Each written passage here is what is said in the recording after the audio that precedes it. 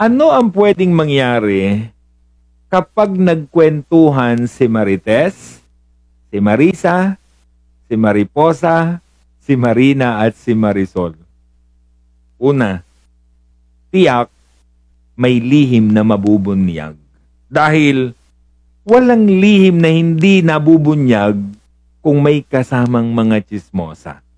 Sabi ng Kawikaan 11:13, walang maitatago sa bibig ng madaldal, ngunit ang tunay na kaibigan, iyong mapagkakatiwalaan. Basta nag-umpu ka ng mga tsismosa, maraming lihim ang mabubunyag. Pangalawa, tiyak na may mapapahamak. Yung tsismosa, mapapahamak siya dahil baka makasuhan. Yung nakinig ng tsismis, madadamay yan. At yung mga ichini-tsismis, napapahamak sila dahil nasisira ang kanilang buhay. Pangatlo, tiyak na may masisirang relasyon. Walang bumubuti ang relasyon sa bibig ng mga tsismosa. Kawikaan 16:28. At ang mapaghatid dumapit ay sumisira ng magandang samahan. Number 1 destroyer of relationship, gossip. Kaya nag-umpu ka ng mga tsismosa, tiyak merong relasyong masisira. Pangapat, tiyak na hindi matatapos ang tampuhan. Tiyak hindi matatapos ang awayan. Walang magkaaway na nagkasundo na merong mga tsismosang nakapaligid. Kawikaan 26:20, namamatay ang apoy kung ubos na ang kahoy. Nahihinto ang away kapag wala si Marisol. Pag walang taga-sulsol, kapag umentra si Marisol, tiyak walang magkakaayos. Lalong aapoy ang awayan ng dalawang tao. Panglima, tiyak na yung nakinig ng tsismis may kakampihan. Natural, pag merong kang pinakinggan, kakampihan mo na. Yung kanyang sasabihin sa'yo, paniniwalaan mo na. Kaya yung nakikinig ng tsismis, yan ay kumakampi na agad dun sa unang nagtsismis sa kanya. Pang-anim, tiyak na hindi natutuwa ang Diyos. Kapag nagtsismisan ng tao, hindi matutuwa ang Diyos. Hindi pwedeng matuwa ang Diyos sa ganitong gawain. Leviticus 19:16, huwag ninyong ipamalita ang kasiraang puri ng inyong kapwa, ni sasaksi laban sa inyong kapwa, upang ipahamak lamang siya. Ako, si Yahweh. Nakita nyo, parang may pagbabanta. Sige, subukan nyong manira ng puri ng ibang tao. Ako, si Yahweh. Ayaw ng Diyos yan eh. At pang-7, tiyak na dadami ang iyong kaaway. Ang mga anak ng Diyos dapat nag-iipon ng kaibigan. Pero ang mga tsismosa, nag-iipon ng kaaway. Christians are not gossipers. Hindi tayo tsismoso at lalong hindi tayo mga tsismosa.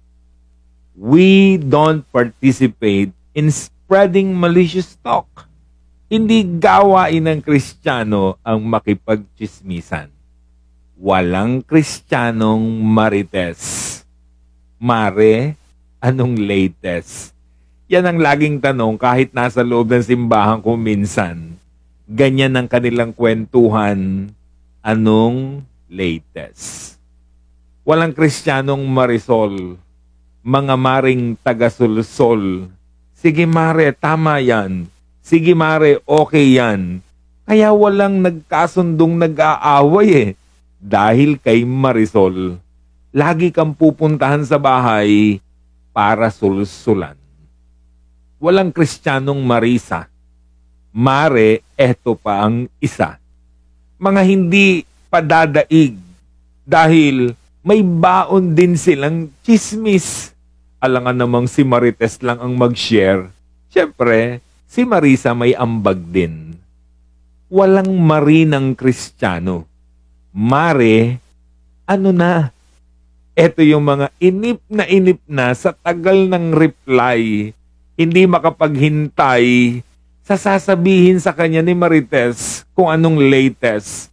Kaya maya't maya ang chat niya at ang tanong, Mare, ano na? Walang Kristiyanong mariposa. Mare, i-post mo na yan. Ito ang bagong uri ng tsismisan. Magkakalat ng paninira sa social media, pati problema nilang mag-asawa, problema nilang magbiyanan, problema niya sa trabaho, problema niya sa kanyang mga katrabaho, pati mga nakasakay nga niya sa jeep, naka-shout out din. Sasabihin niya palagi, Mare, i-post mo na. Bakit ba ang tao, lalo na ang mga kababaihan, mahihilig magchismisan? Why gossip is so hard to stop? Bakit nga ba ang hirap-hirap humindi at tumanggi sa chismis? Bakit ang hirap-hirap tumayo kapag buhay na ng may buhay ang topic? Bakit ang hirap-hirap na sabihin ang kwentong maririnig mo ay tungkol sa iba? Why o why? Sabi ng Kawikaan 18:8, ang chismis ay masarap pakinggan. Gustong-gusto ng lahat na pag-usapan. Bakit nga ba mahilig magchismis ang tao? Kasi masarap magchismisan at makinig ng chismis. Nakakaaliw, nakaka-entertain. Umamin man kayo o hindi. Masarap pag-usapan ng buhay ng may buhay. Enjoy ang tao na pag-usapan ng buhay ng may buhay. Ibang ligayang idinudulot nito. May mga taong manghihina yata at hindi makakakain ng tama kung hindi sila makakarinig ng chismis, kasi ang chismis para yung vitamins at energy drink ng mga chismoso-chismosa. Kawikaan 26:22, ang sitsit ay tulad ng masarap na pagkain, masarap pakinggan, masarap namnamin. Ikinumpara ni Haring Solomon ang chismis sa masarap na pagkain. Mahirap tanggihan kahit busog ka na. Lalo na kung paborito mo ang pagkaing nakahain. Nakakalimutan mo ang diet mo. Kapag masarap ang nakahapag sa harap, ganun din ang chismis. Nakakalimutan mong Kristiyano ka, nakakalimutan mong anak ka ng Diyos pag may bumubulong na sayo. Pangalawa, kasi ito ang ginagamit ng tao para makaganti sa iba. Ito kasi ang other form of revenge na ginagawa ng tao sa ibang tao na gumawa ng masama laban sa kanya. Hindi natin kayang lumabang pisikal, kaya dinadaan natin sa chismisan. Kaya ka namimintas, kaya ka naninira, kaya ka nagchichismis kasi gusto mong gumanti, kasi nilabanan ka niya at hindi mo siya kayang labanan, at ang kaya mo lang ipanlaban sa kanya, yung dila mo na verbal assassin. Leviticus 19:16, huwag ninyong ipamalita ang kasiraang puri ng inyong kapwa, ni sasaksi laban sa inyong kapwa upang ipahamak lamang siya, ako, si Yahweh. Sasabihin ng iba, hindi naman po kami nagchichismis. Totoo naman po ang aming mga sinasabit pinag-uusapan. Sabi ng mga talataan, sabi ng Panginoon, kahit daw totoo, huwag pa rin ikalat kasi makakasira yan ng buhay ng may buhay. Sa halip na magbago, baka lalong sumama kasi nahusgahan na siya ng mga tao. Kaya sabi niya, huwag niyong ikakalat ang kasiraang puri ng inyong kapwa, ako, si Yahweh. Pangatlo, kasi ito ang paraan ng tao para itaas ang kanyang sarili at ibagsak naman ng iba. Alam nyo, sa mga chismoso-chismosa, ibinabagsak nilang iba para itaas ang kanilang sarili. Kasi sinisiraan ng iba para magmukha silang okay, magmukha silang mas mabuti kaysa sa iba. Alam nyo ba, even si Jesus, biktima ng chismis. Ito kasi mga religious leaders, inggit na inggit sa kanya. Kaya naman lagi silang gumagawa ng kwento na ikakalat para masiraan ng ating Panginoong Hesus at maubusan siya ng mga followers. Mateo 11:19.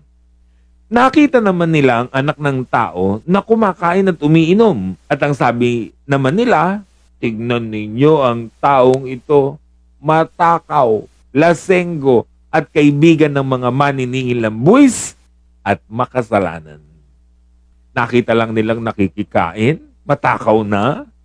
Nakita lang yan doon sa mga handaan, lasenggo na. Hinusgahan na siya, pinagchismisan na, dahilan sa kanyang pagiging mahilig sa pakikisama sa mga tao sa kanyang kapaligiran. Matthew 9:34. But the Pharisees said, he can cast out demons because he is empowered by the prince of demons. Sabi ng mga tao, kaya naman yan pinakikinggan ng mga demonyo, prinsipe ng mga demonyo. Ichinismis. Siniraan siya na siya raw ang prinsipe ng mga demonyo. Mateo 26:60. Ngunit wala silang makita kahit na maraming humarap na sinungaling na saksi laban sa kanya. Ang dami-daming allegation, ang dami-daming chismis tungkol sa kanya. Pero ni isa, hindi napatunayan na totoo. Dahil ang lahat, kwento-kwento lang, sabi-sabi lang, chismis lang ng mga religious leaders sa kanyang kapaligiran. Pangapat, gawain niya ng mga tamad. Gawain niya ng mga mahihirap. Alam niyo ba na ang mga chismis ay gawain ng tamad at gawain ng mahihirap? Wala kasi silang magawa sa buhay, kaya walang inatupag kundi pag-usapan ang buhay ng may buhay. Dahil ang mga bising tao, walang time makipagchismisan. Alam niyo ba ang majority ng mga chismosa? Mahihirap. Kasi nga walang magawa sa buhay. Yung mga mayayaman kasi at maraming pera, walang pinagkakaabalahan yan kundi magkapera pa ng mas marami. Wala silang panahon makipagchismisan kasi tutok sila sa kanilang trabaho at pagpapayaman. Unang Timoteo 5:13. At matututo silang magtamad at mag-aksaya ng panahon sa pangangapit bahay. Ang masama pa nito, sila'y magiging mapanghimasok at madaldal. Ano bang ibig sabihin ng nangangapit bahay? Mga madadaldal. Yan yung mga nakikipagchismisan. Pumupunta sa ibang bahay para humagilap ng latest. Halimbawa, kaya ang hirap ng mga Pilipino na pupunta sa ibang bansa, torture yan Kasi sa ibang bansa, bawal ang chismis. Walang chismisan dyan. Dahil ang mga tao sa ibang bansa, puro busy.